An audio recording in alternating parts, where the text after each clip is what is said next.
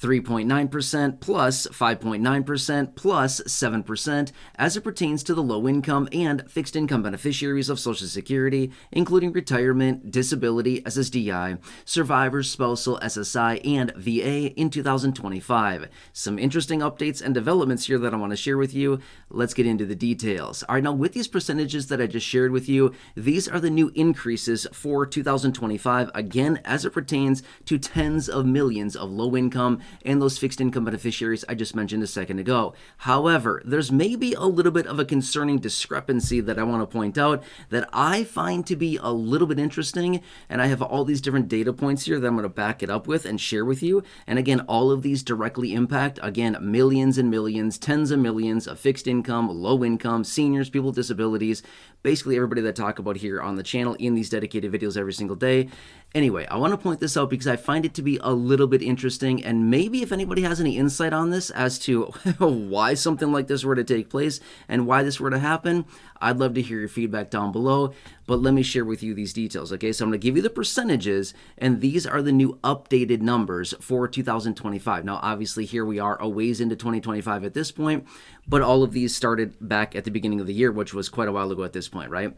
But anyway, let me share with you, I'm going to run through the details of each of these percentages here and how they relate year over year. And then again, I want to point out another percentage that I didn't mention quite yet, and how all this ties together, okay? Let's run through the details of these really fast here. All right, 3.9%. What is this? This is the increase of the federal poverty line from last year, 2024, to this year, 2025. Last year, 2024, it was $15,060 as an individual, and this year it is $15,650 for an individual, an increase of 3.9%. Next, 5.9%. Last year, the Medicare Part B premium was $174.70. It went up by $10.30 up to $185 this year for 2025, an increase of 5.9%.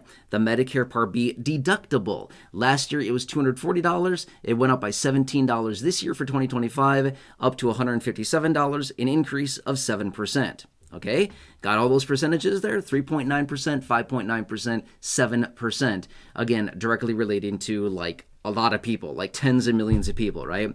As it pertains to the Medicare Part B premium increase and the Medicare Part B deductible and things like that, I mean, that's pertaining to like, you know, millions. I mean, depends on how you look at it, but I mean, we're talking like 65, 66 million people that are enrolled in Medicare Part B, right? That's a lot of people. As far as the federal poverty line, that impacts like 40 million people. I mean, it's a huge percentage of people. I mean, it's even more than that realistically, but there's like 40 million people right now that are living under the federal poverty line, right? I mean, it impacts way more than people than that as well. Okay, now here's a percentage that I didn't say yet, and I want to say it really quickly. 2.5%. What is that? The COLA. This year, we got the COLA of 2.5% back at the beginning of the year, and you already got this applied to your monthly benefit. But my point is, okay, so we got an increase of the federal poverty line by 3.9%. We saw the Medicare Part B premium increase by 5.9%. We saw the Medicare Part B deductible increase by 7%, but they increased our benefits by 2.5%. Can someone figure this out for me? I mean, I'm a little bit confused here. Basically, what all these numbers are showing us is that the federal poverty line increased because, I mean, that's just what happened. It increased by $590 for an individual, a household of one, of 3.9%. Okay, so that's basically telling us what happened. From last year, 2024, until this year, 2025, the cost of living increased to the point of basically an increase of 3.9%, is basically what they're telling us by increasing this number.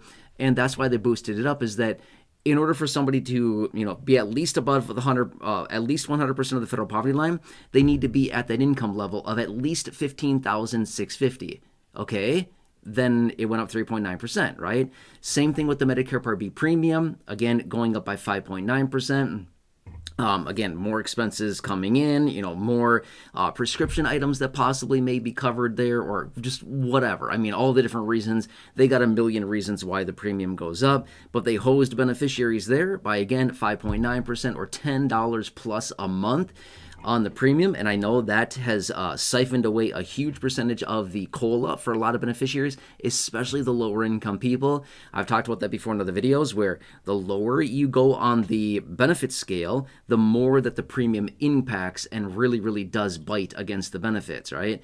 So, I mean, it's huge. At some point, when you get to be a little bit under $1,000 a month, for your monthly benefit, the premium alone takes about 50% of that. It's nuts. It's a huge percentage. But then when you get higher and higher on the income scale, as far as the benefits go, it takes less and less as a percentage of your overall benefit and your raise to your benefit because of the COLA, right? Anyway, why I'm making such a big deal about this and why I find this to be so disturbing is because we got the 2.5% COLA. That's what we were told. Inflation, prices, cost of living only went up by 2.5% from last year. Well, basically what it was is from 2023 until 2024, because that's how they calculate the inflation and the COLA.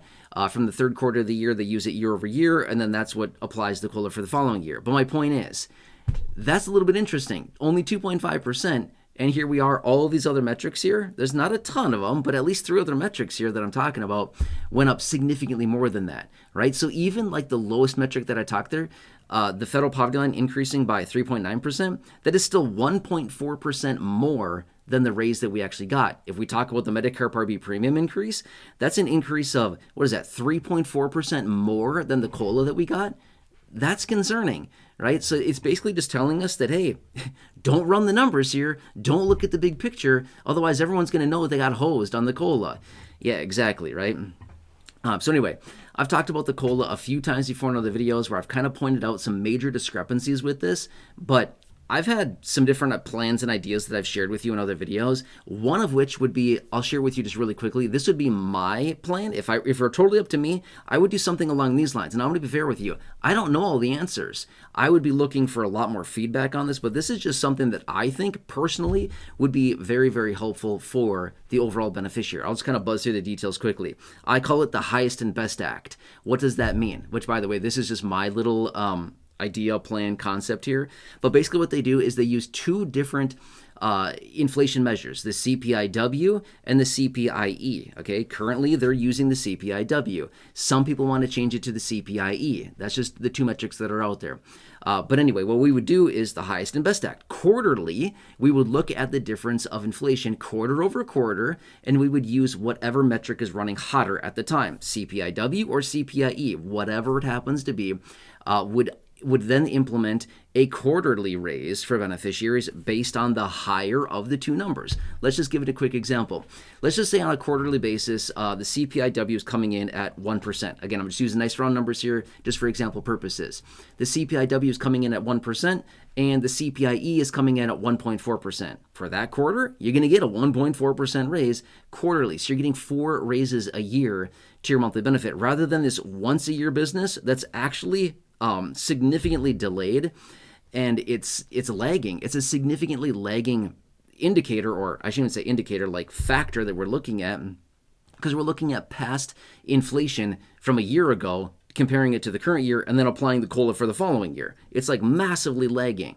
So anyway, that's just what I feel like. If we could do quarterly adjustments to benefits based on like real-time inflation, not from a year ago, and then applied, months later, I don't know. That's just kind of my situation with that. And again, I know there could be some adjustments to this. I know it's not a perfect plan, but to me, this would be like, hey, we're actually looking at inflation on a real-time basis, and we're adjusting accordingly every 3 months. Beneficiaries are getting a little bit adjustment to the raise, right? And this is, again, keeping pace with better cost of living, and we're using the highest and the best of these 2 metrics, the CPIW or the CPIE, whatever one is running hotter, that is what the raise is actually pegged off of, not just the rolling average of CPIW, which is what they've been using since 1975. What is that? 50 years ago? No, is that 50 years ago? Yeah, 50 years ago, I think. Yeah, so anyway, long time ago. All right, so anyway, this is what I wanted to share with you really quickly. I like to point these discrepancies out so we can kind of see a clear picture of what this is, what's happening, and kind of some of their priorities, right? If you noticed, when it comes to collecting money through fees and premiums and things like that, then yes, the percentages that they go up significantly more. But when it comes to paying out more benefits to more beneficiaries, the percentage is significantly less, right? Funny how that works, right? So not very shocked by those details, but I think we all recognize that. Anyway, I hope this helps you. Again, I just wanted to point this out for you really quickly, just to show you what I'm seeing out there and some of the percentages so we can all be on the same page here and understand how this is impacting our benefits for the rest of the year of 2025, which is a lot of the year to go, right? Anyway, I hope this helps you. Again, please, if I can ask one huge favor of you. Number one, please subscribe to the channel. It's totally free to do so. There's a big subscribe button down below. Thank you if you are new here or if you haven't done so yet. Thank you so much for your support. I truly do appreciate it. Otherwise, if you can think of one or two people that benefit from this video or any other videos here on the channel, please feel free to share this video with them. There's a share button right down below. Thank you. Really appreciate that. Otherwise, check out the well over 5,000 videos here on the channel in the video library. The popular videos I've hand-selected for you down below in the description or the top of the comment section, and right now showing up on your screen as well. You'll see some videos there. Check out one of those. Otherwise, just please have a nice day. I hope you're doing well, and I hope I can see you again soon in the next video.